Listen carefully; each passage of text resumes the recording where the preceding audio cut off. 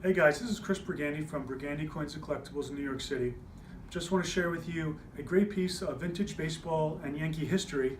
Everyone knows that Don Larsen on October 8th, 1956 threw the only perfect game in World Series history. For that matter, postseason history. So we have a great item here signed by Don Larsen himself. And the history of this day, before he threw the no-hitter, the perfect game, the story was that in game two, he came out in the second inning and he didn't fare too well. He actually let in about 8 runs or so. And his second start would have been this day in game 5. However, he wasn't thinking, he didn't believe that he would have enough confidence from his manager to get the start that day. So, as legend has it, and you probably believe, him and Mickey Mantle, the night before game 5, went out on the town. They got, they did what they did. They went to the bars and caroused. And in fact, the rumor is Mickey Mantle actually left early, which left Don Larsen, the next day's pitcher, although he didn't know that at the time, left him out at the bar till the wee hours of the morning. So he walks into the clubhouse in the morning, not expecting to pitch at all, just to be relaxed. And he looks into his cleat, and this was the sign that Casey Stengel had selected him as the day's starting pitcher. The game ball was in his cleat, and that was a clear sign to him. So we guess he was relaxed, or whatever it was from the night before that him and Mantle did. He went on to throw this perfect game. Again, the only time in Major League history something like this has ever happened. So if you can get him a little tight here, you'll notice that it's to Babe Herman. Babe Herman, a quick little history about Babe Herman. He played in the 20s and 30s. He's a kind of a journeyman, most notably for the Dodgers at the time. And at this time, in 1956, he was a scout. So he must have been a good friend of Don Larsen, or knew him well enough to write him a nice congratulatory note. And this is Don Larsen's response. So it's dated November 21st, 1956, a little longer than a month after them winning the World Series. And also what's cool is that right after the World Series, Don Larsen would go on to a national tour doing paid advertisements, guest spots on TV. In fact, Chevrolet actually gave him a Corvette for his great feat. So anyway, back to the letter here. 1956, November 21st, he writes, "Dear Babe, many thanks for your thoughtful message. My only regret is that I could not have replied sooner, but I've been doing considerable travel around the country since the close of the World Series. I can assure you that the sentiments expressed by you will serve as an inspiration to me in the future. All in all, it was a great World Series made possible by a great ball club. Thanks again. Sincerely, Don Larsen."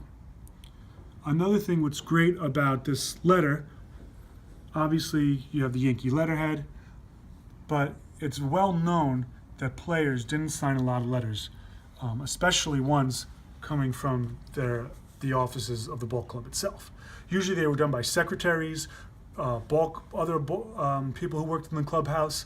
It wasn't done malicious, it was just that Don Larsen wasn't hanging out in the offices, the executive offices, to respond to fan mail all the time. However, since it was Babe Herman, I suspect that it was important enough for Don Larsen to personally sign his name on this. Another great note is the Yankee letterhead. So if you see on the left, Executive Offices, 745 Fifth Avenue, New York, New York. That's actually right around the corner from our store right now, where I'm speaking to you from. It's right across the street from the Plaza Hotel, in fact. And now, today, the offices are no longer there. They're actually in the Bronx at Yankee Stadium, I believe.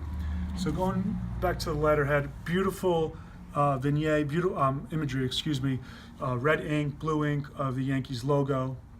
The ink itself throughout the letter is real strong. That's what collectors want to see. They want to see everything about this being pristine condition. And of course, the signature follows suit.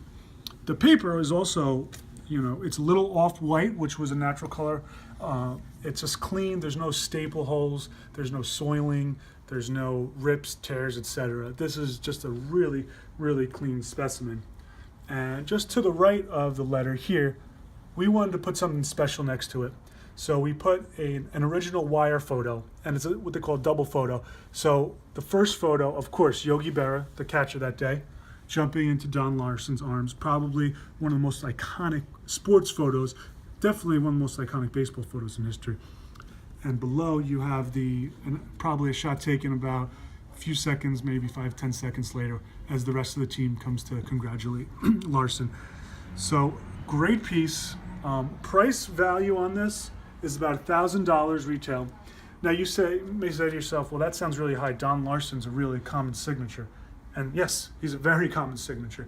We have signed baseballs here, $100 max for a Don Larsen baseball. We have photos signed by Yogi Berra and Don Larsen, the same photo you saw there. And we sell those framed up for $130 on our website.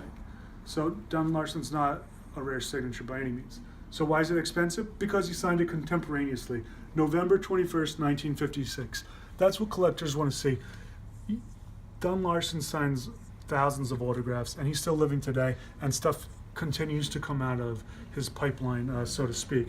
So that's the reason this is so valuable, is because it's so rare. From 1956, signed by Larsen, and great content, and that's what you want to see in this type of stuff. So I just wanted to share this great piece of history with you guys. It's right here in our store in New York City. I just think it's one of these pieces that's so special.